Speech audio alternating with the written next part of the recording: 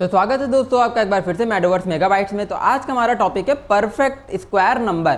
ठीक है, तो परफेक्ट स्क्वायर नंबर इन जावा। तो जावा में परफेक्ट स्क्वायर नंबर क्या होते हैं, ठीक, और इनको कैसे सॉल्व करते हैं ये हम जानेंगे। देखो कैसे। ठीक है, तो परफेक्ट स्क्वायर नंबर समझते हैं कि सबसे पहले होता क्या है यार, है ना। तो परफेक्ट स्क्वायर नंबर क्या है, 36 और 49।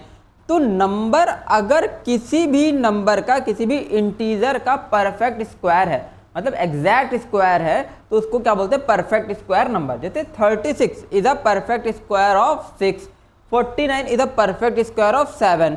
ठीक है, तो नंबर किसी भी इंटीजर वैल्यू का स्क्वायर होना चाहिए, तो उसको क्या बोलते हैं, परफेक्ट स्क्वायर। ठीक है, एग्जाम्पल और भी हम समझ लेते हैं क्या होता है। ठीक, एग्जाम्पल में जैसे मैंने एग्जाम्पल दिया 36, तो 36 किसका स्क्वायर है, 6 इंटू 6, मतलब 6 का स्क्वायर है। ठीक है, किसी भी रियल वैल्यू का स्क्वायर नहीं होना चाहिए। ठीक है, मतलब जो वैल्यू पॉइंट में, जिनके आगे पॉइंट लगा हुआ है, डेसिमल में कुछ वैल्यू थे, उनका स्क्वायर नहीं होना चाहिए, सिर्फ इंटीजर का ही स्क्वायर होना चाहिए। 49 जैसे एग्जाम्पल लिया, तो 49 किसका स्क्वायर होता है, 7 का, तो 7 इंटू 7 49 होता है। ठीक है, 144 ले लोगे। ठीक है, 144 किसका होता है, 12 इंटू 12। ठीक है, तो 12 का स्क्वायर हो गया 144। तो इस तरीके से किसी भी इंटीजर नंबर का अगर वो क्या है, स्क्वायर है, तो नंबर को क्या बोलते हैं, परफेक्ट स्क्वायर है। बहुत सिंपल लॉजिक है ना, बहुत सिंपल लॉजिक है, अभी समझोगे कैसे। तो कैसे करना, कैसे, बहुत एक सिंपल सा लॉजिक समझ लो कि जैसे कोई भी नंबर है, मान लीजिए 36 है, तो 36 का स्क्वायर रूट निकाल लो यार। 36 का क्या निकालोगे, स्क्वायर रूट। और स्क्वायर रूट निकालने के लिए जावा के अंदर स्क्वायर रूट निकालने के लिए एक मेथड होता है, एक फंक्शन होता है, जिसको हम लोग क्या बोलते हैं, मैथ डॉट एसक्यूआरटी। क्या बोलते हैं, मैथ डॉट एसक्यूआरटी मेथड होता है। ठीक है, मैथ डॉट एसक्यूआरटी के अंदर कोई भी अगर इंटीजर वैल्यू पास कर दोगे, जैसे हमने यहाँ पे पास कर दी 36, ठीक है, तो ये उसका स्क्वायर रूट निकाल देगा। तो कितना स्क्वायर रूट निकाल देगा, ठीक है, तो यहां ये स्क्वायर रूट निकाल देगा।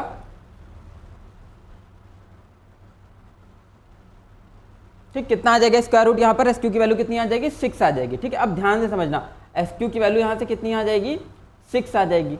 ठीक, कितनी आ गई, 6 आ गई। अब लेकिन समस्या क्या है, जो ये मैथ डॉट एसक्यूआरटी फंक्शन ये कैसी वैल्यू रिटर्न करता है, ये डबल वैल्यू रिटर्न करता है। ठीक है, क्या रिटर्न करता है, रिटर्न्स डबल वैल्यू। ठीक, डबल वैल्यू मतलब ये 6 नहीं रिटर्न करेगा, ये क्या रिटर्न करेगा, 6.0 रिटर्न करेगा। ठीक है, क्या रिटर्न करेगा, 6.0 रिटर्न करेगा। तो जितने भी मैथमेटिकल फंक्शंस हैं जावा के अंदर, मोस्टली क्या करते हैं, एक डबल वैल्यू रिटर्न करते हैं। ठीक है, एक रियल वैल्यू रिटर्न करते हैं। रियल वैल्यू का मतलब जिसमें पॉइंट लगा होता है, मतलब डबल डेटा टाइप की वैल्यू रिटर्न करते हैं। ठीक है, लेकिन हमें आंसर किस में स्टोर कराना है, इंटीजर वैल्यू में स्टोर कराना है। तो हम लोग क्या लगा देंगे, टाइप कास्टिंग। कौन सी type casting, explicit type casting. ठीक है, तो ब्रैकेट के अंदर क्या लिख देंगे, इंट।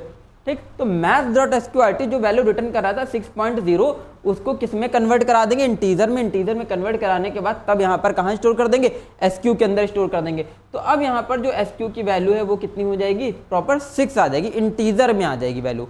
ठीक है, तो डबल वैल्यू को इंटीजर में हमेशा याद रखो, explicit type casting. Explicit type casting क्या होती है, जब बड़े डेटा टाइप को, बड़े साइज के डेटा टाइप को छोटे साइज के डेटा टाइप में कन्वर्ट करते हैं, तो उसको हम लोग क्या बोलते हैं, एक्सप्लिसिट टाइप कास्टिंग।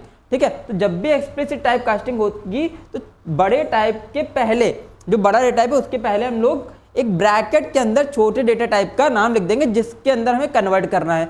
तो ये डबल वैल्यू दे रहा था, 6.0 दे रहा था, तो क्या क्या स्टेटमेंट बन नहीं, समझना, int SQ is equal to bracket के अंदर इंट 6.0। फंक्शन ने क्या रिटर्न किया, math dot SQRT 36 6.0 double type की वैल्यू, क्योंकि 0.0 लगा हुआ है। ठीक है, क्योंकि math dot SQRT function double value return करता है, तो 6.0 बन गया। 6.0 को जब भी इंटीजर में कन्वर्ट करेंगे तो 6.0 यानी कि डबल डेटा टाइप का साइज ज्यादा होता है, 8 बाइट का होता है, और इंटीजर का जो डेटा टाइप होता है 4 बाइट का होता है। तो 8 बाइट की वैल्यू को 4 बाइट में कन्वर्ट करने के लिए जो 4 बाइट वाला डेटा टाइप है, इंटीजर जिसमें कन्वर्ट करना चाहते हैं, ठीक है, जो हमारा रिजल्टेंट डेटा टाइप है, रिजल्टेंट डेटा टाइप क्या है, यहाँ पर इंट है।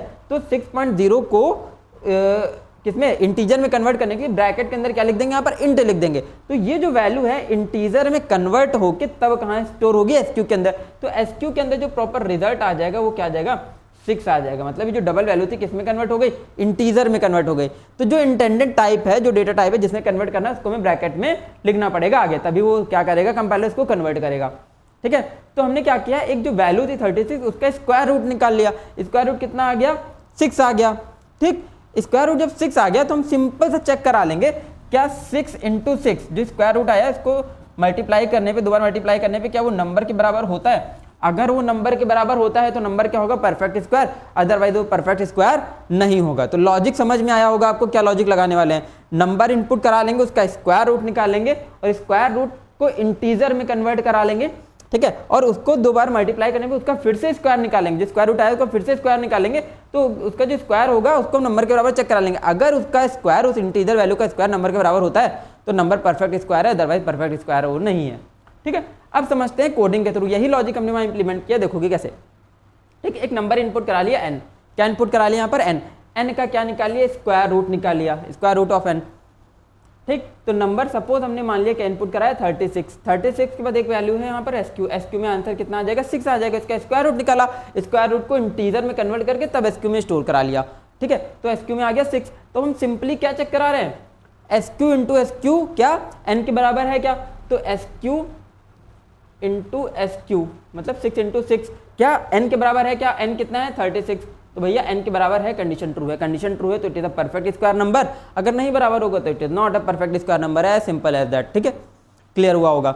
एक दूसरा एग्जांपल लेके भी सॉल्व कर लेते हैं, n की वैल्यू सपोज 37 ले लेते हैं, कितना ले लेते हैं 37, तो 37 के जब हम स्क्वायर रूट निकालेंगे तो क्या आएगा 6 पॉइंट समथिंग आएगा, 37 का जो स्क्वायर रूट होगा क्या आएगा 6 पॉइंट समथिंग आएगा, 6 पॉइंट समथिंग को जब कन्वर्ट कर दोगे इंटीजर में तो पॉइंट के बाद की सारी वैल्यू रिमूव हो जाएंगी, तो SQ में वैल्यू तो 6 ही आ जाएगी ना, SQ में कितनी वैल्यू आ जाएगी 6 ही आ जाएगा।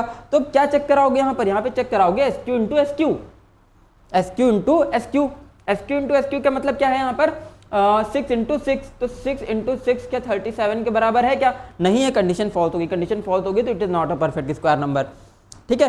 तो जिस भी वैल्यू का स्क्वायर रूट कोई डेसिमल में आएगा, ठीक है, तो वो क्या होगा परफेक्ट स्क्वायर नंबर नहीं होगा, ठीक है। तो इसीलिए हमने क्या किया, जो स्क्वायर रूट है उसका सिर्फ क्या यहाँ पर स्टोर करा रखा है इंटीजर वैल्यू, उसको 2 बार मल्टीप्लाई करने पे अगर एक कोई प्रॉपर इंटीजर मिल रहा है, मतलब वो वैल्यू अगर n के बराबर आए तो नंबर परफेक्ट स्क्वायर है, अदरवाइज वो परफेक्ट स्क्वायर नहीं है। तो आई होप आपको ये प्रोग्राम समझ आया होगा, कोई भी डाउट है तो आप कमेंट सेक्शन में पूछ सकते हैं। तो बने रहिए हमारे साथ अगले लेक्चर के लिए, तब तक के लिए स्टे ट्यून्ड गाइस।